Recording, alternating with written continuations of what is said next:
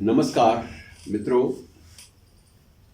आज जिस शख्सियत को, जिस व्यक्ति को, जिस महाकवि को हम याद कर रहे हैं, उस महाकवि का जिक्र जब भी आप हिंदी साहित्य का इतिहास पढ़ेंगे तो उसमें आपको एक महत्वपूर्ण स्तंभ के रूप में होता रहा है कि महत्वपूर्ण स्तंभ है।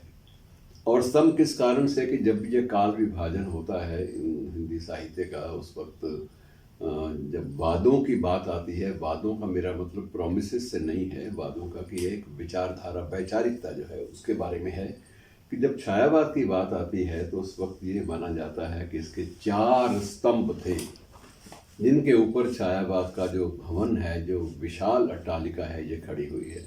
और 4 स्तंभों में से एक भी स्तंभ कमज़ोर नहीं था।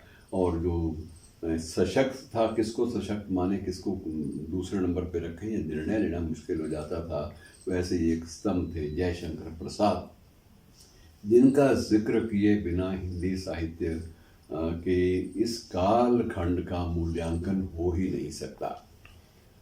मित्रों, व्यक्तिगत जिंदगी बड़ी अजीब थी, बड़ी अद्भुत थी, और वैचित्र्य उसमें था, विसंगतियाँ बड़ी थी, और कुछ बातें अविश्वसनीय भी लगती हैं कि ये आदमी वस्तुतः क्या था, इस बात को समझना आसान भी नहीं लगता। जयशंकर प्रसाद के बारे में इतना ज़रूर आप बता दूं कि हमारे देश में कभी किसी साहित्यकार के नाम पर कोई मंदिर नहीं बना, ये कभी नहीं हुआ। लेकिन जयशंकर प्रसाद एकमात्र ऐसे कवि थे जिनके नाम पर आज भी वाराणसी में एक मंदिर है, उसे जयप्रकाश प्रसाद का मंदिर ही कहा जाता है। मूर्तियाँ अलग अलग होंगी, ये नहीं कि वहाँ प्रसाद की मूर्तियाँ अंदर स्थापित है, उनकी पूजा अर्चना होती है। प्रसाद की एक प्रतिमा ज़रूर मंदिर के प्रांगण में लगी हुई है, लेकिन बाकी मूर्तियाँ वही हैं जो मंदिरों में होती हैं। इसके निर्माण पर जो भी कुछ खर्च हुआ, किस स्रोत से खर्च हुआ, इसका कोई जिक्र नहीं है, लेकिन मंदिर जो है वो जयशंकर प्रसाद के नाम से ही प्रसिद्ध है, प्रचलित है। अब आइए इनकी रचना धर्मिता पर। रचना धर्मिता के बारे में मैंने आपसे पहले जिक्र कर दिया कि छायावाद जो है उसके स्तंभ तो थे ही। इसके अलावा जब भी बात होती है किसी भी उस काल के साहित्यकार का नामांकन नोबेल पुरस्कार के लिए जाने की बात, तब ये भी जिक्र अक्सर आता रहा है कि उस काल में ये प्रसाद को क्यों नहीं दिया गया। प्रसाद को मिल सकता था। कामायनी काव्य की दृष्टि से गीतांजलि से कहीं भी कम नहीं थी, और उसका मूल्यांकन उसके संदर्भ में किया जा सकता था, लेकिन नहीं हुआ। फिर बाद में स्थितियां स्पष्ट भी होती गई कि एक इनके प्रशंसक ने एक प्रस्ताव बना के नोबेल कमेटी के पास भेज भी दिया, लेकिन वहाँ पुरस्कार पर विचार भी नहीं हो पाया। और विचार ना होने का कारण एक ही था कि उसके साथ अंग्रेजी अनुवाद नहीं था। वहाँ सबसे पहले ये एंट्रीज की, प्रवेश की, पुस्तकों के प्रवेश की विचाराधीन सूची में दर्ज होने की शर्त होती है कि ये विचार इस पर तभी होगा जब इसके साथ इसका अनुवाद होगा। लेकिन प्रसाद की कामायनी, जिसे विश्व साहित्य की एक अमर कृति के रूप में माना तो गया, लेकिन उसका अंग्रेजी अनुवाद नहीं आ पाया, इसलिए वो सर्वोच्च सम्मान से वंचित रह गई। और वैसे भी जब कभी आप कामायनी के पन्नों से गुजरें तो आपको लगेगा कि इस महाकाव्य का अनुवाद संभव भी आसान भी नहीं था।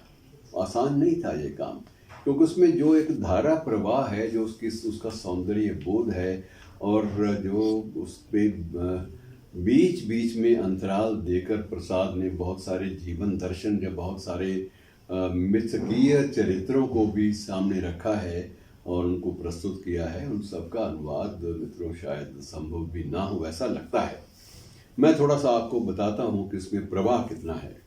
कि हिमगिरी के उत्तुंग शिखर पर बैठ शिला की शीतल छाह एक पुरुष भीगे नयनों से देख रहा था प्रलय प्रवाह।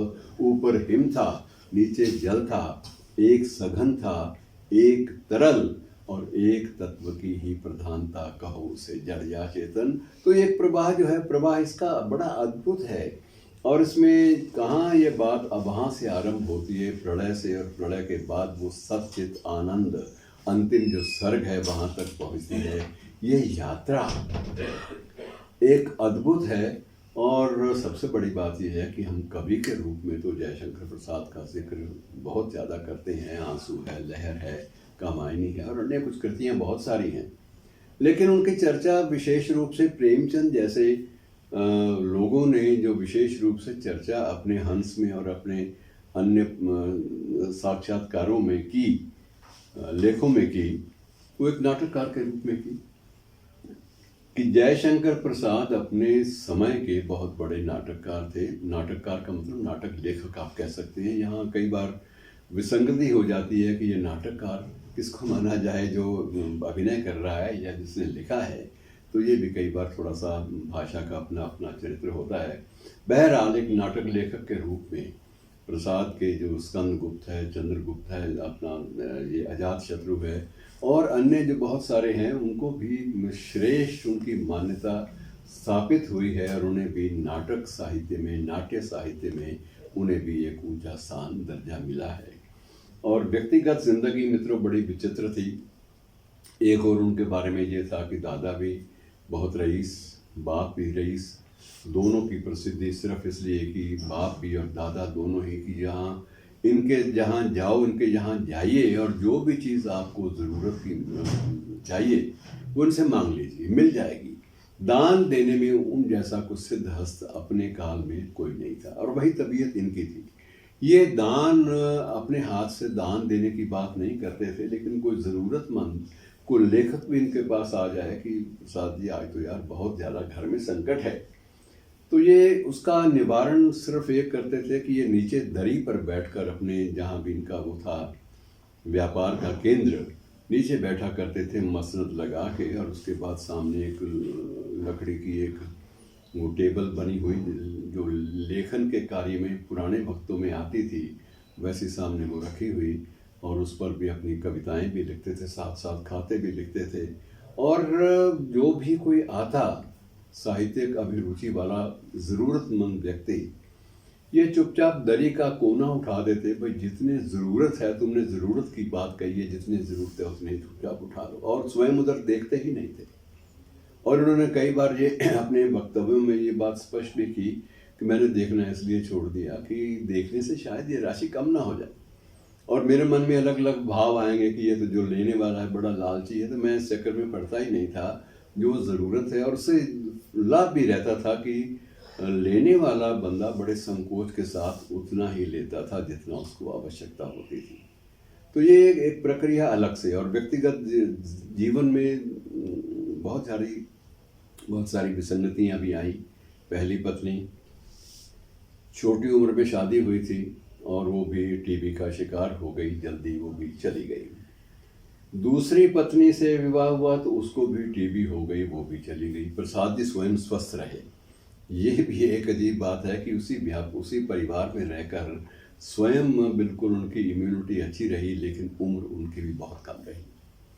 और केवल 48 वर्ष इनकी उम्र थी और उस कालखंड में 48 वर्ष में इन्होंने कितने नाटक दिए, कितने काव्य संकलन दिए, कितने महाकाव्य दिए, किसी की गणना समय के साथ की ही नहीं जा सकती। है संभव ही नहीं है कि हम लोग कभी सोच सके कि इतनी छोटी सी उम्र में और घरेलू जिंदगी की इतनी विषमताओं का सामना करते हुए कोई भी व्यक्ति अध्यात्म और दर्शन और चिंतन के क्षेत्र में ऐसी अद्भुत कृतियां हमें दे जाएगा, ये अविश्वसनीय भी लगता है मित्रों।